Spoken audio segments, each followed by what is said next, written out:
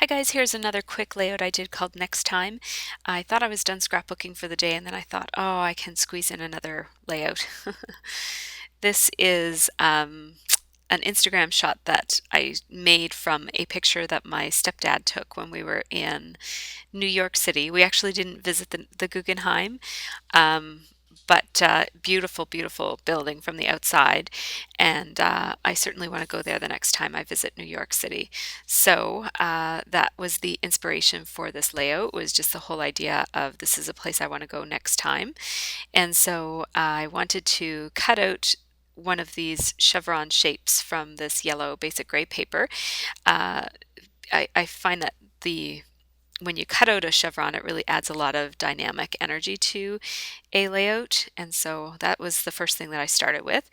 And I like my Instagram layouts to be a little kind of like a negative space layouts. And so I had this triangle sitting there and it was a cutoff from another layout. I just thought it looked so much like a giant photo corner that I just wanted to use it as a giant photo corner.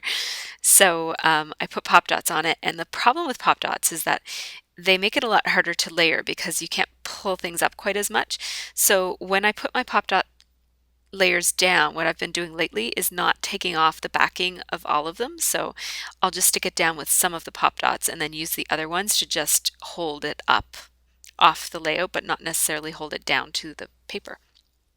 So I'm just playing around with a bunch of different elements. I wanted to use another one of those vellum banners by Crepe Paper, but I wanted to use it differently this time. I wanted to use it kind of like I would use a big ball of twine. Like sometimes I'll just wrap up a bunch of twine really messy and stick it underneath of something. And so I wanted to use the banner in that way just for something different. So once I put all those elements really loosely out on my page, I really liked how they were looking. So I snapped a shot with my iPhone just so that I wouldn't forget how I had things layered. And then I wanted to put quite a bit of splattering down in that corner, but I didn't necessarily want a lot of splattering all over the page. I did end up going back and adding some splattering up in the top corner, but quite a bit less than in the bottom corner. And some of that is going to be covered up as well. So, oh, this is the point at which my daughter fell off the trampoline and got hurt.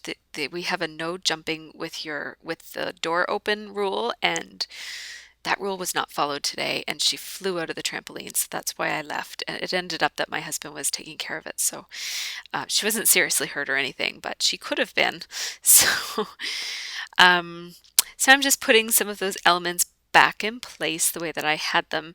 I refer quite often to my photo for this because I just couldn't remember how I had it all laid out.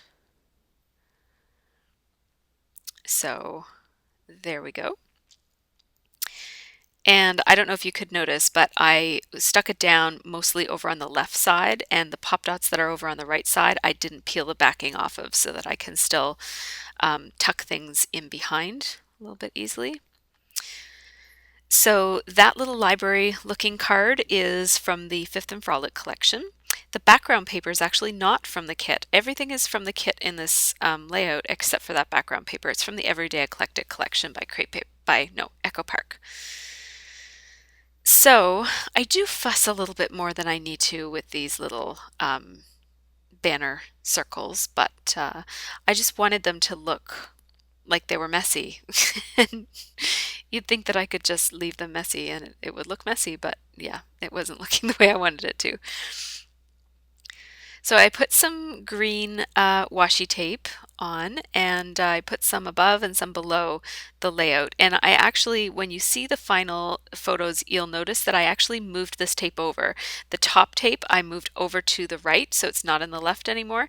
And the bottom tape I moved over to the left, so that the tape is more part of the cluster instead of I was at first using the tape to balance the clusters, but then I ended up making it part of the clusters. So sorry I'm a little bit off screen here. And you'll notice that there are some ink splotches on my photo. I don't know how that happened. Um, So I am reprinting the pictures and I can't get them the right size. That's why you keep seeing me size up different photos and I keep just reprinting them in different sizes until I get it right. So, yeah. While it's printing, I'm scrapbooking and then I'm going back and forth. So, sorry about this. This is quite a long pause. But now I'm going to do my title, which is going to be next time. And so the red letters for next are Jenny Boleyn letter stickers that came in the kit, and then time is October afternoon mini market stickers that also came in the kit. Then I had a bunch of white space underneath of my title that I wanted to cover up. So I was going to use, yeah, so I used some vellum.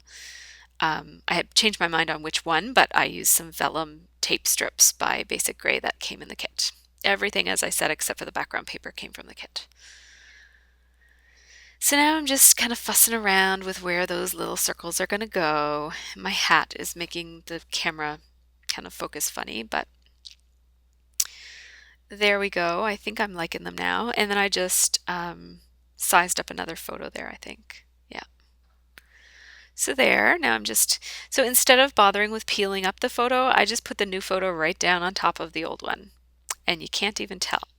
I glued down my wood veneer feather with a pop dot, and now I'm just going to staple the heart. I have to open up my stapler. Check out the video right before this one because I do show you how to do this, how to open your stapler to do stapling in the middle of your page with the tiny attacher. So now everything's kind of coming together the way that I want it to. And then at the last minute, I had a bit more of those little circular banners and I decided to put some on this side as well, just to carry that element over to the second cluster. And yeah, so what am I doing here? Oh yes, at first I was going to put that triangle on with a pop dot because it was sort of hanging over two different layers, but I ended up going with some glossy accents to glue that down instead. And then this way is, I believe that's L Studio. It could be Avalicious, also from my stash, also not from the kit. And so now I'm just, so once I put that L Studio tag on, I'm ready to move up to my, you know, secondary or accent cluster or whatever you call that thing. So that asterisk die cut is from the kit and it's made by Studio Calico. They always send an assortment of die cuts, which I love. And I added a triangle wood veneer, a punched heart, and an enamel dot. And I'm just adding a couple of more enamel dots throughout the layout just for accents, and I'm cutting off my little edges, and I think we'll call her done. So thanks so much for watching. Oh yes, and don't forget to check out the pictures at the end because I did move that green washi tape. I moved the top washi tape over to the right and the bottom washi tape over to the left. And I really think that that made a big difference. I like it a lot better like that. So again, thanks for watching everybody, and I hope you guys have a good holiday. This might be my last one. I keep saying that, but this might actually be my last one for the holidays. So take care. Happy holidays, everybody.